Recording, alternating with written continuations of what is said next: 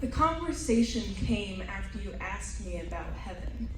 Told me that you thought heaven would be specific to each person and that each person would have their own version of it.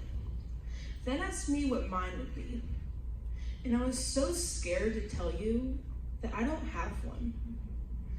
But you nodded your head as if confirming in the suspicion that perhaps school had robbed me of a belief in some stories. You said, "You don't have to believe in what I believe. It's enough to be good." Be good. I will. But I'll think about your heaven. Your heaven would be the same haircut forever.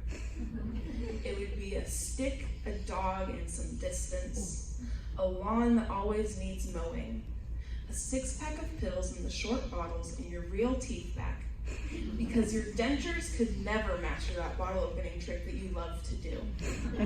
The first time you tried it with dentures, I had nightmares for a month, because I thought your mouth had fallen off. You often asked me, no? Your heaven would be Austria before the war, and Canada after you met Grandma. It would be head cheese sandwiches and blood sausage, other deli meats that would ensure you would never ever have to entertain dinner guests. And I would never be in danger of having my lunch stolen. Your heaven would be a stash of raisins and problems you could fix with your hands. I remember you tried to fix everything with your hands. I remember the difficult days. I remember the bandages. They looked like tiny blankets, as if your knuckles had all gone off to bed, walls that looked like they had said something that got under your skin and suddenly made to pay for it. I know you were an angry man. Fingertips like spent shotgun shells, bleeding smoked cocktails of gunpowder and singed plastic. You had what some people would call a temper. But you loved a good joke, even if it was on you. Something that would crack open the walls of your chest and let the wind tickle your heart just enough to let you know it was still there. You didn't always laugh. You didn't always smile. You did, however, keep a mental ledger of what you called your send flowers list. I remember thinking it was a thank you to those who got you good, but learned the truth after my grandmother added a thin layer of sand to your sandwiches because you refused to make your own lunch for work. You told me about it when you picked me up from school that day. You said, "Grandma just made the send flowers list." And I asked, "Because you love her so much?" And you said, "Because I'm gonna kill her." Of course you didn't.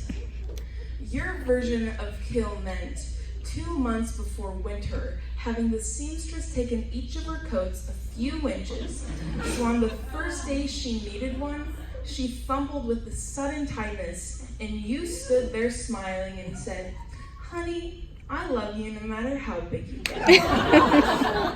She did not laugh, and managed to staple your smile back into a straight face when she told all your friends at work that she had to move into the spare room because you couldn't stop farting at night.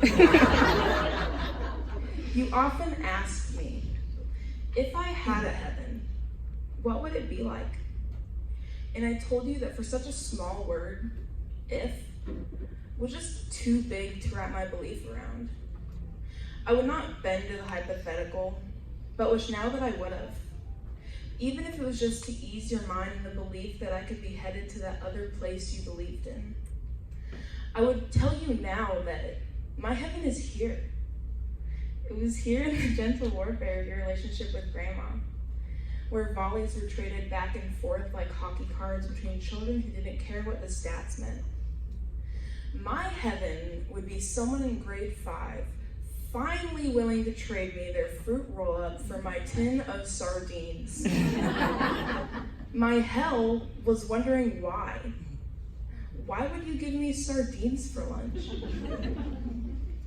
My heaven would make you laugh, because I get the feeling you didn't get to do that very much through my hell.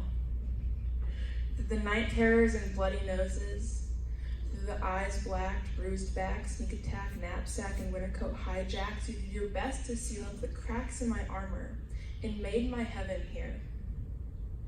I would have loved to make you laugh more, to make your send flowers list just once. So I offer you now my if. If there is a heaven, mine would have a post office, and I can send letters to yours. The first letter would read, "Hell's not so bad. They pretty much let you do whatever." Wow.